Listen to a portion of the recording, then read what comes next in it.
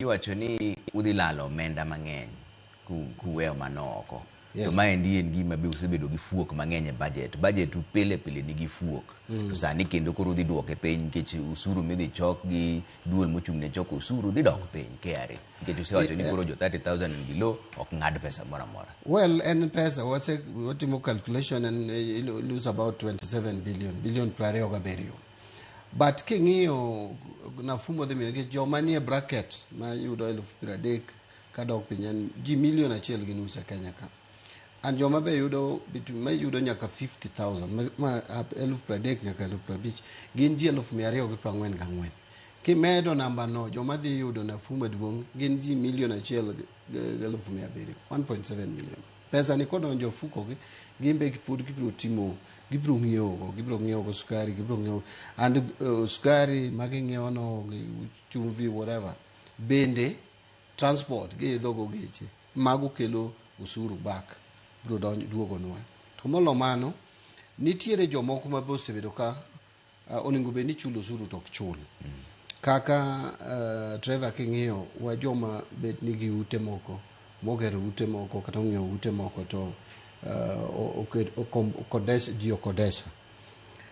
Nitiere 7.5 ewi 100, 7.5 ewi 100. Onego bed ni dhi kaka gimiluongo ni rental income tax. To rental income tax ni ng'eny ji ok chule. Onego bed ni wachoko bilion 82 e higa, to sani wachoko mana bilion 17 e higa. Manyiso ni wachoko mana 20%. Wasekelo koro system manyien nikech gima duong' kinyalo paro kana somo budget na maiga ma koro wantie koni. Na wacho ni wang' ko bi medo usuru, but wabro timo reforms mang'eny, lokruok mang'eny mabro miyo joma bedo kok chulo usuru koro wabro kelo gi bracket mar chulo usuru. So waseyudo system ma ose map out jogi kendo wase ng'eyo koro kuma gintie, wabro kono gi ni koro chakulu chulo usuru. Kaendi wabro yudo pesa ma kata koko yudo 82 billion, to wabro yudo kata 60 billion kata 50 billion. Mano already waseyudo bilion 30 gi wiye kata 40 mose cover 27 cha. Nitie jowa moko ma bende onego bed ni chulo gimiluongo ni personal income tax. Personal income tax ka Trevor emoting'o dakteche mosamoro thiedhowa oko e private mopogore gi hospital magintie, mopogore gi mondiki mane payroll. Nitiere accountants ma bende ok ondiki to file returns and tax returns and all that, giyudo pesa.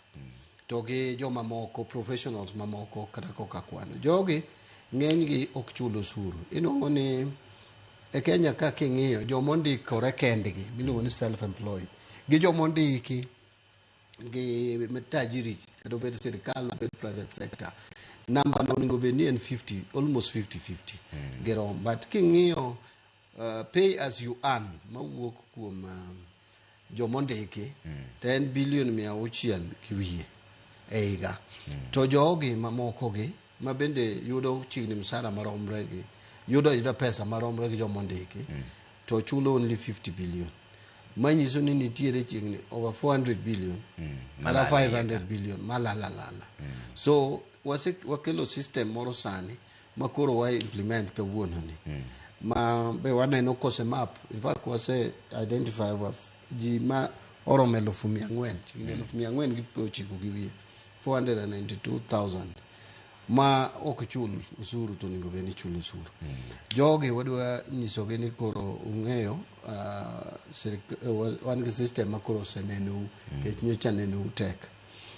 Koro chuluru ma usuru, kech usuru ok wadwar gore gi ji kata goyi koko. En gima we tell jowa ni en a responsibility. Kech waduto watiyo gi yore, waduto watiyo gi schools, wan gi public services gi wadwaro gi wate.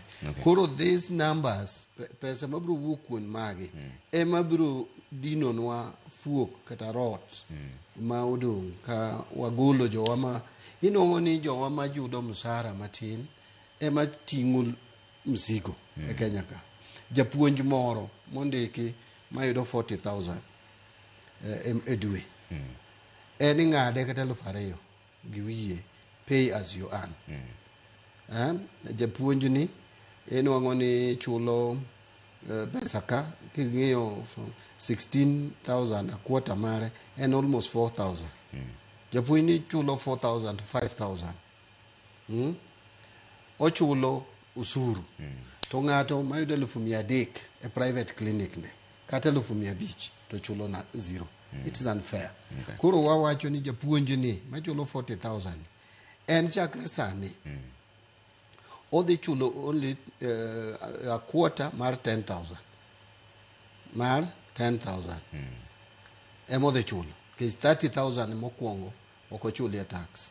10,000 emodhi chulo 25%. So odhi chulo a quarter mar mine 2,500.